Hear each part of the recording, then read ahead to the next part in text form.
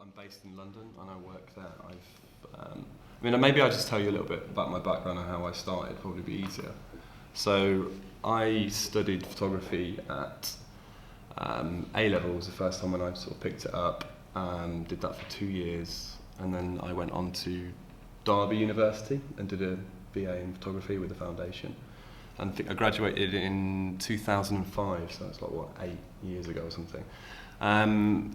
And I was very much in a position where I didn't really know what to do thereafter. I hadn't been really given much information about what we were going to do with this degree, and I was like, okay, so I've got a degree in photography, but how do I make a living from this? And it was all a bit confusing. So by chance, one of the course lecturers knew Jonathan because he was a student at, I'm not sure if it was Derby, but anyway, so he put me in touch with Jonathan, and I called him up, and he was kind of based between London and Leicester at the time.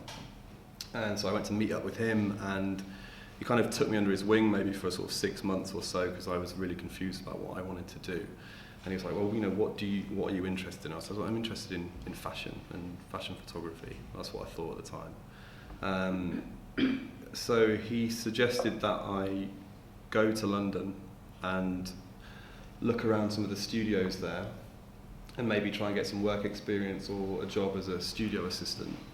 So a couple of weeks later, I turned up in London on a Friday afternoon, not really knowing where I was or what I was doing. I had a list of studios which I knew were, where sort of fashion was photographed, etc.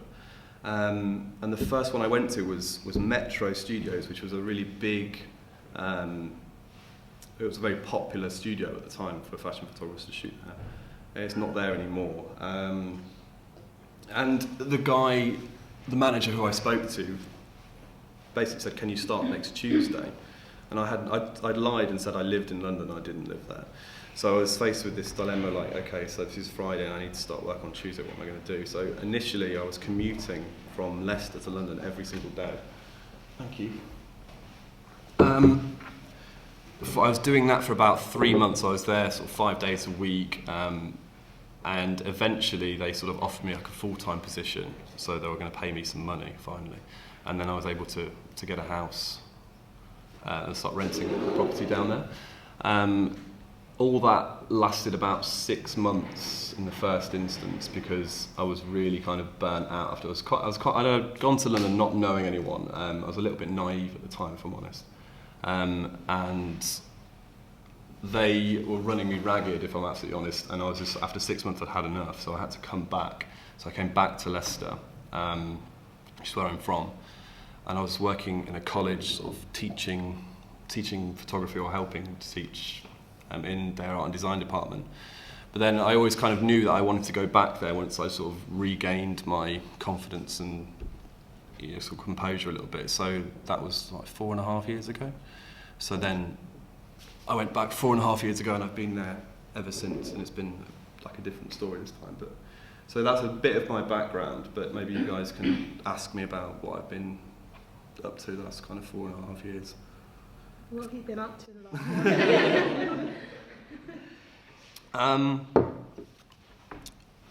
Well, I started working in a studio called Park Royal Studios. They're based out in West London. It's a huge like purpose-built complex. They have massive stages. They call them stages. They're huge, like infinity coves. I don't know if you guys have ever seen an infinity cove, but they're like big expanses of white space which are curved at the top and the bottom, so you can't tell where they sort of start and stop. And I was there for 6 months. It was a really kind of fortunate place to be because that's where I was introduced to many of the sort of photographers that I'm still working for now. So Nick Knight was one of them who shot there. That's pretty much the only studio he works in London. You have Testino and all of these very big, high-profile photographers going in and out of that place and working for sort of 2-3 days at a time. So I was able to work with them and meet them, and then eventually, when I sort of became freelance and wasn't attached to the studio anymore, I was picking up work with these guys. So yeah, maybe more something a bit more specific, and then I can. How did you get involved with these studios? Did you Okay. see them or? Yeah. Initially, it was kind of fortunate because my first kind of 6 months back in sort of 2005 when I first went to London, I still had a few contacts from then when I sort of revisited two years later.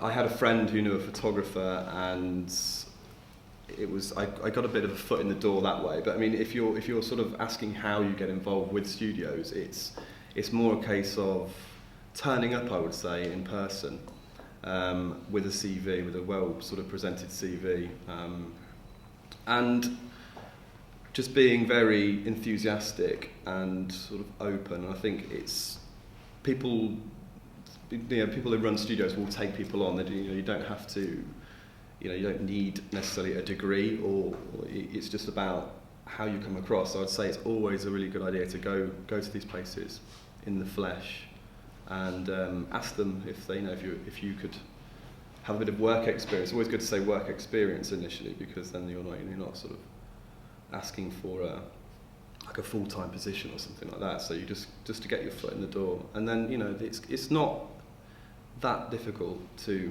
get in with these places. I would always say it's a great place to start as well. Some people I know try to sort of get work as a freelance with photographers, first of all, which is very difficult because you don't really have any experience. So just being at the studio gives you a chance to be around this without any experience, so you can be a bit of a fly on the wall because you're in and out making people like cups of tea and things, and you're seeing what's happening. Then you're meeting the other assistants who are more experienced, and you can really get a feel for what's happening in that sense. So it's a great place to start, and it's well worth sort of thinking about what type of photography you want to do and what type of photographers shoot at these places, so you can kind of think about what studio you might want to work in and what type of photographers you want to meet, and then go for that. So you mentioned that you work with Mario Testino and Nick Knight, but are there like any other really like big names that you've worked with or worked on shoots with? Yeah. I worked very little with Mario Testino. I've done a few jobs with him, but Nick Knight I've worked for the last 4.5 years. Other guys, there's I don't know if you've heard of Solver Sunsbow, and who else is there? There's a few, but I mean it's Nick Knight is the guy who I work for most of the time, and I don't know. Are you all familiar with his work? And okay. How creative do you get to be like when you're doing these assisting jobs? Me personally, Or is that not? you're there really to facilitate what's happening. I mean, you don't. Depending on, I think when you're working for someone like Nick, it's very difficult to sort of have any creative input, so to speak. I mean, he is quite a demanding person to work for. Just in general, it's like you kind of have to be as discreet as possible when you're kind of on that set with him. It's very good. I mean, I'm just trying to think about it because you guys probably really. I mean, having been around it for 4.5 years now, you really get it. I take it for granted, but not knowing sort of 4.5 years ago when I was first going into that situation, it was very kind of nerve-wracking, and you were sort of walking on eggshells a little bit. But then you do sort of relax and settle into those situations. But you don't get to be creative. It's about Nick, who's the creative, and whoever it is he's working with, i.e. the stylist or the art director. You're there to do a job. Is this just with one area in particular, like lighting or taking the photo? I do lighting, mainly, and I do a bit of sort of what they call digital operating as well. So would they maybe like show you a scene or like a sketch or a plan, and then you would rig up all the lighting accordingly? Absolutely, yeah, for sure. I think more so with some of the other people that I work for who aren't kind of as sure about what they want. I mean, with Nick, his lighting tends to be very simple. There's only about sort of 5 setups that he'll ever use on any different occasion. So he's very, he has it all very locked down. So you don't really get a chance to sort of experiment or create with to create anything new. But with other people that I work for, it's very much about having a piece of reference, and they will say, okay, I'd like it to look something like this. So then we can go away and work with lights and try and produce something, and it's a combination of lighting it in a certain way and also putting, we use a program in on the computer called Capture One.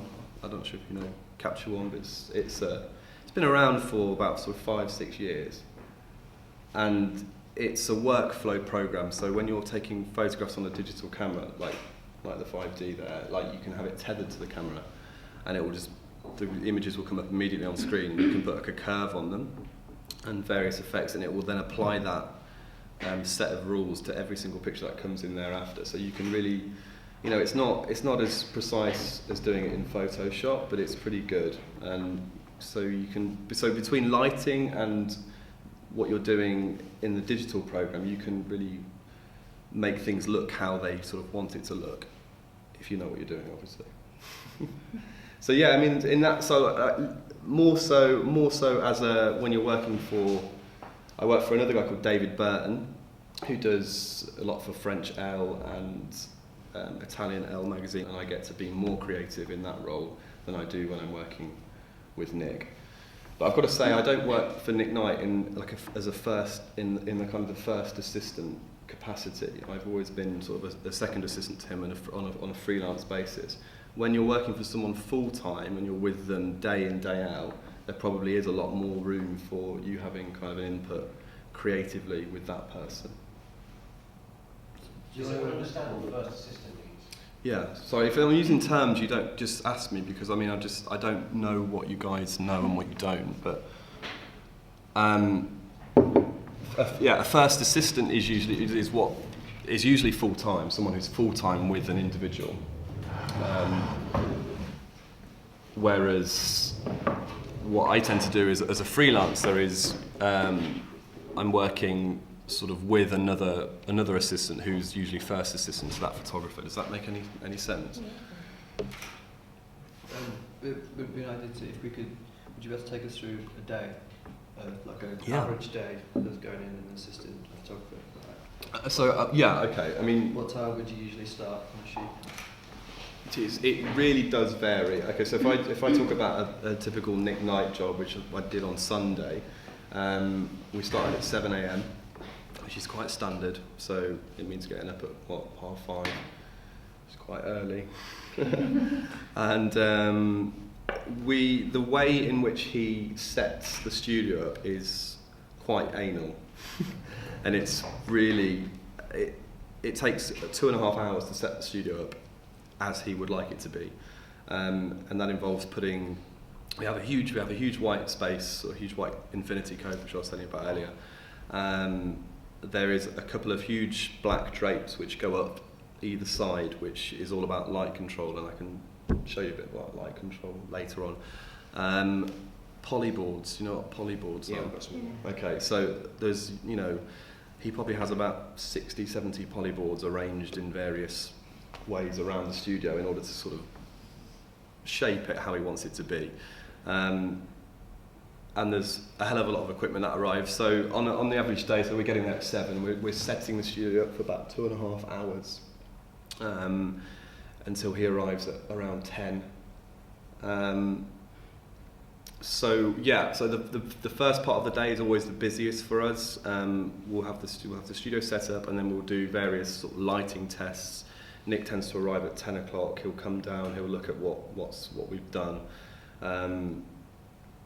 Laura, who is the first assistant, usually has a rough idea about what type of light he wants to use on that day. So if he's, we will test sort of 2 or 3 setups. He will look at them on the screen and say, okay, well, I'd like to go with that one. And then we kind of sit around and wait for quite a while before the model, whoever it is who we're taking pictures of, is in hair and makeup and styling for like hours on end. Sometimes they don't walk downstairs until 3 o'clock in the afternoon. So you know, we've been on jobs where we haven't taken a picture and we haven't taken a shot until sort of 4 o'clock, and we're there till, you know, 3 o'clock in the morning the next day. It really, you know, it's not always the case, but it sometimes is. But specifically the job I just did on Sunday, we actually, you know, it was actually quite quick. We did 6 pictures for another magazine. I don't know if you've heard of that. It was of a girl called Sky Ferreira. I don't know, I've actually not heard of her before. But yeah, have you heard of Sky Ferreira? Okay. Yeah. So it was six shots. It was quite a bizarre reference, some 70s reference we had, which was like very sort of stark in colour and stuff. So we were taking the images normally, but then afterwards the digital operator was applying some kind of crazy colours to these pictures. And I'm not sure when that's out. I think that's out in a couple of months, so you'll probably be able to see that actual job I'm talking about in print soon. So yeah, I mean, then I'm just trying to go through this day with you. So then the pictures will be, you know, we're on hand basically until Nick's finished the job, and it's very difficult to start packing away until he leaves, because there's a bit of an etiquette thing with him. He doesn't, you know, he wants to be seen.